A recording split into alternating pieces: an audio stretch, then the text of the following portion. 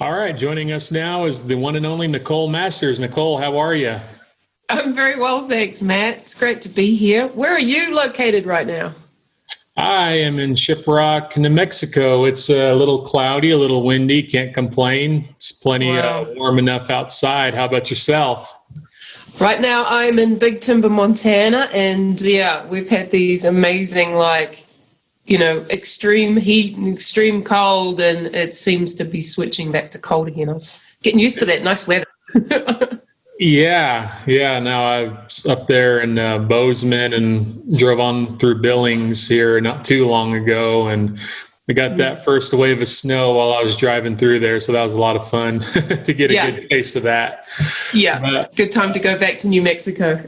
Yes, ma'am, absolutely. So, yeah, why don't you take a moment to introduce yourself to the folks who may not be aware of who exactly you are. Yeah.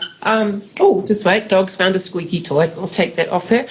So I'm an agroecologist. So, and from people might be able to tell from my accent that I'm not an Australian. I'm a New Zealander. I've been working in and around North America for the last 8 years. Yeah, 8 years now. I also work in Australia and New Zealand. So as an agroecologist, my work is really based on how do we really listen to land deeply and look at the interconnections between animal health and performance and plant health and soil health, and how it all kind of interconnects. So my life's work's really been on the networks, the connections, and those connections are also with people. So yeah, I work with a team of, there's 5 of us, mostly they're based in Australasia, so Australia and New Zealand, but my heart really is here in the States. And most of the time I live in a horse trailer and with my horse and my dog, and we work on ranches around mostly the West. But yeah, I love this country.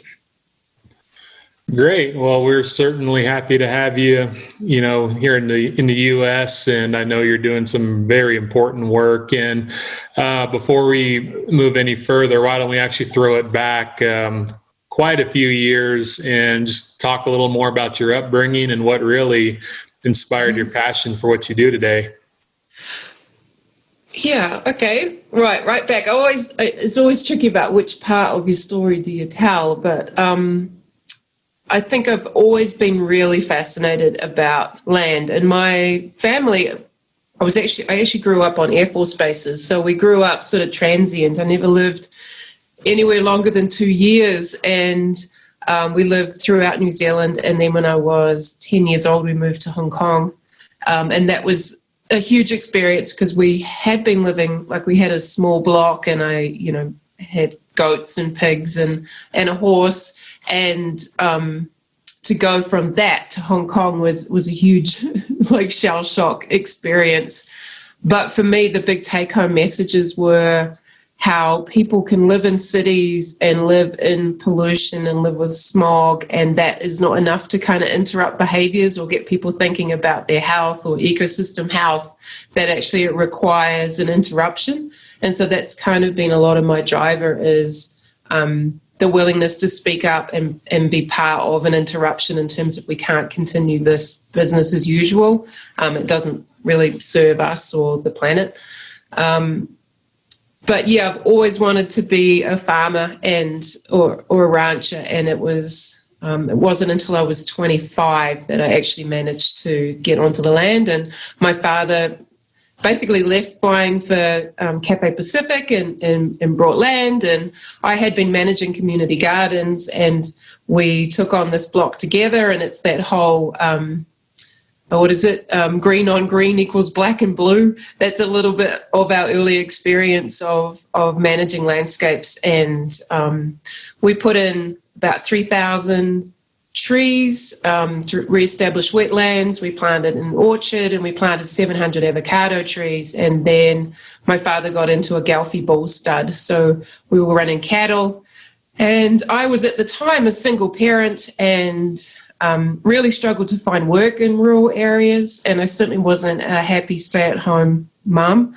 And it was a new community as well. I didn't really have very good networks. And so my father actually helped me establish a worm farm business. So I spent the next 10 years basically working in commercial vermiculture, household waste reduction and composting. And with my background so I'd studied formal soil science and ecology, it really fed into, oh, you mean I can change the type of vermicast or the compost that I'm making for specific crops? So making a compost that was for avocados or a compost that's for pasture. So really thinking about the microbial dynamics more than just the minerals. So that's just a little snapshot, I guess, of how I came to be here.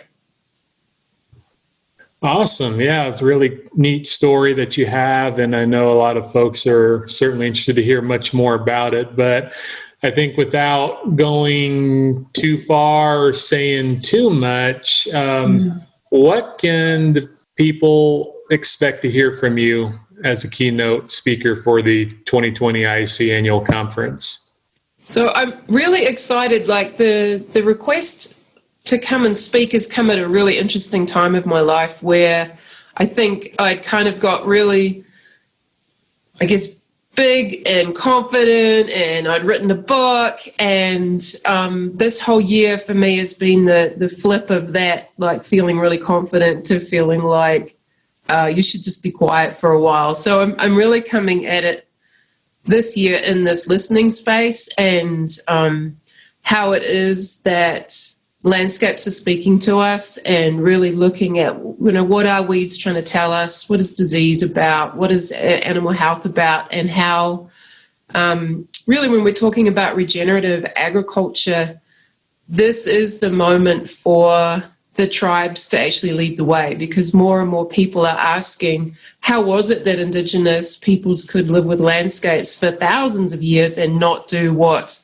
the colonials have done in like 140 years and just totally degraded a landscape? So for me, I really want to provide some insights into what's happening globally, and hopefully really give people some ideas about how is it we start to communicate these stories? How is it that we start to step up into leadership roles? Because the whole planet's looking to leadership from your communities, and that's what I'm seeing as a real excitement. And when I've spoken to people and saying, I'm going to do this presentation for the Intertribal Agriculture Council, people are like, oh, wow, we really want to hear from them. What is it that people are doing? And I think in part there's also a story of how people feel like wisdom's being lost, or that we've lost something through generations. And what I've kind of been learning is actually I think we have it in our DNA, and it's part of really tuning into landscapes and taking that moment to listen. And yeah, I think not speaking from the Indigenous voice because I can't, but speaking from someone that listens to land, those of us that are tuned into land, now's that opportunity to step up. Excellent. And speaking of step up or stepping up, for a lot of our younger listeners or younger viewers out there who may be at a crossroads or looking to pursue a future in ag, maybe provide some words of encouragement or some reason and purpose to why the work that you do is going to need a ton of support here in the very near future. Absolutely. Like, we advertised for some positions that we were looking for on our team, and we could not find people that are adequately trained or had the adequate experience on the ground for us to consider. And it really made me realize, like, we're seeing this massive expansion of regenerative agriculture. You're seeing huge companies, I mean, even like Google or General Mills or whoever are stepping up, providing funding and going, cool, let's have regenerative agriculture across the planet.